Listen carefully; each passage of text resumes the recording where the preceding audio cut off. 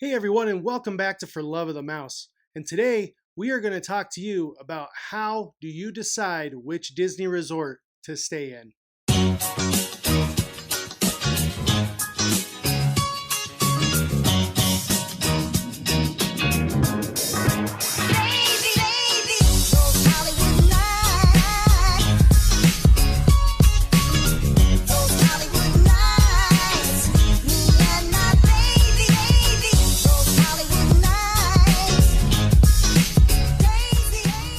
All right, well, if you're new around here, please go ahead and hit that subscribe button down below. Also, we'd appreciate it if you could click that thumbs up button as it supports our channel. And hit that bell icon next to that subscribe button you hit so that you're notified every time we release a new video.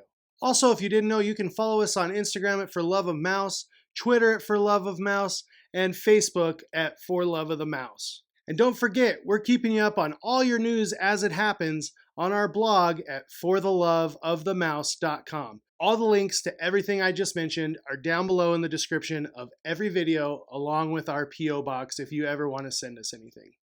Today's video is a trip planning video. We are going to go through the steps that Crystal and I go through when we try to decide what Disney resort we are going to stay at. Now, for all intensive purposes, today is an on-site, on-property only resort topic. We are not going to talk about staying at the good neighbor resorts or anything like that. Strictly Disney-owned properties. So if you didn't know, Disney World has 3 categories of resorts you can stay at. The value resorts, which are going to be those low-cost, high room number resorts. They're very expansive. They have lots of rooms so they can hold lots of people. So you're going to have lots of buses, lots of bus stops to make sure all those people can get all the same Disney treatment. So we're talking Pop Century, Art of Animation, All Stars, those resorts. Then you have your moderate hotels, which we recently stayed at one in February at Port Orleans French Quarter. That was considered a moderate resort. It's got a few more amenities than the value resorts have. Then you have the top of the line resorts for Disney that they categorize as the deluxe resorts. So now that you kind of have an understanding of what the 3 categories are that Disney puts their resorts in, we are going to talk a little bit about each one and how Crystal and I decide if that trip is worth a value, a moderate, or a deluxe. We have been able to stay at a resort in each category, so we do have a little bit of experience in picking those categories to match the trip that we are on. Now, the main factor is also what category does the money you want to spend fit in? If you want to stay at a Disney resort, how much money do you want to spend? No matter which category you're in, you get the Magical Express and luggage service. You also get the complimentary Magic Band. So your transportation and your complimentary Magic Band are included in all the resorts. So starting off with value, why we would pick a value resort. Now, number 1, money. Your value resort is going to be your cheapest resort option. If money is your number 1 thing, go value every single time. Like I said, you get the Magical Express, you get the Magic Band, go for the value resort. So last year, Crystal and I went for a quick weekend trip for our anniversary. Since we were pulling off such a quick trip, our airfare was a little bit more expensive than we usually do. So we stayed at Pop Century, which we had never stayed at before. And let me tell you, Pop Century was amazing. I had never stayed at a value resort. And in all honesty, value resorts kind of have a little bit of a stigma to them. People aren't quite sure what they are. They were a little bit dated, everybody talked about. But Pop Century just went through refurbishing all of their rooms. And we were lucky enough to get one of those refurbished rooms, which if you click on the eye in the sky up here, you can watch our Pop Century room tour and resort review. Now that refurbished room might have changed my opinion had I not gotten one of those, but that room was awesome. We had the Murphy bed, we had a desk, we had a TV, we had a bathroom, we had a shower. That was all we needed. We had a place to shower, we had a place to get dressed, and we had a place to sleep. That was all we needed for that trip. We didn't need a pool, we didn't need anything else. Now, Pop Century did have a pool, Pop Century has a quick service restaurant, they have all that stuff. But we didn't need it for that trip. We wanted the luxuries of Disney transportation, Magical Express, and our Magic Bands. That was it. And we got that with staying at Pop Century. And we got it for a very reasonable price. And like I said, that refurbished room was awesome. Now, if you're a family, look at Art of Animation at the family suites that they have over there. Those family suites are an excellent deal for a larger family, and they can house your entire family for a very economical price. Moving on to a moderate resort. Like I said, last February for the Princess Half Marathon, we stayed at Port Orleans French Quarter. That was our moderate resort we stayed at. French Quarter is possibly one of my top 5 favorite resorts now. I loved it there. The rooms were spacious, they were beautiful, and in all honesty, they were very similar to the new rooms that they had at Pop Century. Now there was a little bit more space, so you had a little bit more room to spread out, which on that trip was a little bit nicer because Crystal was running that race, so we didn't spend as much time in the parks, go, go, go. We were able to come back to our room, relax, stretch out, let her kind of rest after she'd gone for a run or something to get ready for the marathon, or just relax after the marathon. And if you want to talk about pools, I can tell you right now, the pool at French Quarter blew away the pool that they had at Pop Century.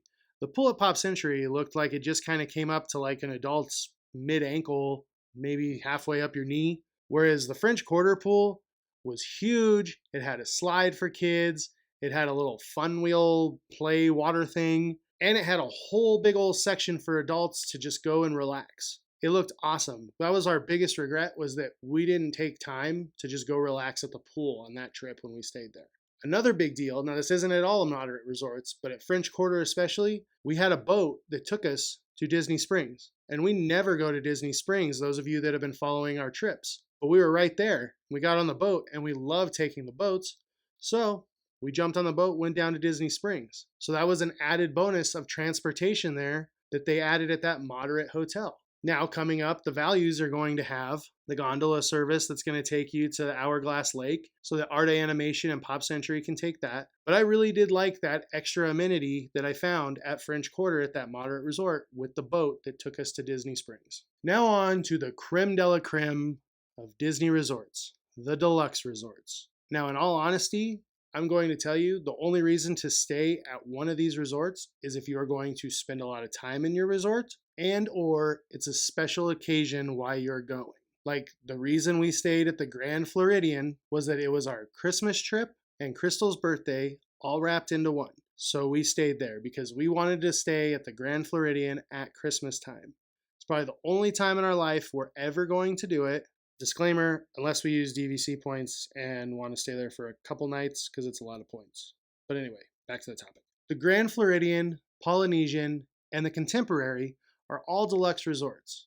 They're all monorail resorts, so if you want to be close to Magic Kingdom to be able to jump on that monorail and get there or walk from the Contemporary, that's the route for you.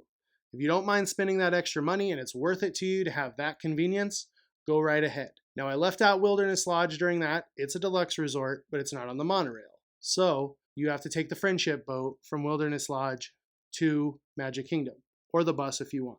But if you're staying at Wilderness Lodge, it's part of the experience to take the boat, in my opinion. Now at the deluxe resorts, you're going to find some of the best restaurants Disney has, some of the best pools Disney has, and some of the best overall atmospheres you are going to find. Whether it's the grand piano being played at the Grand Floridian or the band, whether it's just the Tiki God area when you first walk into the Polynesian or Ohana or the beach, or if you're going to go over to the Contemporary to see a ton of tradition and history in that resort, plus walk to Magic Kingdom, that's the resort for you right there. Wilderness Lodge. Wilderness Lodge is my favorite resort because it reminds me of home in Colorado. Those resorts tell a story all of their own. But guess what? If you want to experience those resorts and not pay those astronomical prices per night, you can go resort hopping, which I highly recommend during those hot Disney days when you need a break. Get on the monorail, get on a bus, and just go explore some resorts. So really, there it is. There's Disney's 3 resort categories in a nutshell. Value, not as many amenities as the deluxe, but it's a nice hotel room. You got just enough amenities, you get all the travel benefits, and it's a nice room. At the moderates, you have some nice pools, you have some good quick service restaurants, you have some nice pools, plus at places like Riverside and French Quarter, you have something like the boat to take you to Disney Springs. So that's something extra right there at those 2 resorts. The deluxes, like I said, an extremely posh stay, convenience of being really close to Magic Kingdom if you stay at one of the monorail resorts, and amenities that you just cannot believe, like at Animal Kingdom. You get to sit out and watch the safari animals. Well, there you have it, folks. Let us know in the comments down below what resort category works for you. Now, if you stay off property, obviously, that's a whole nother video. Like I said, if you're new around here, hit that subscribe button down below so that you help support our channel, and also help support our channel by hitting that thumbs up button and letting us know you like our videos. And if you haven't done so, hit that bell icon so you're notified every time we release new videos on Mondays and Fridays. Thank you for watching this video, and thank you for stopping by. And for the love of the mouse, never forget that it all started with a mouse.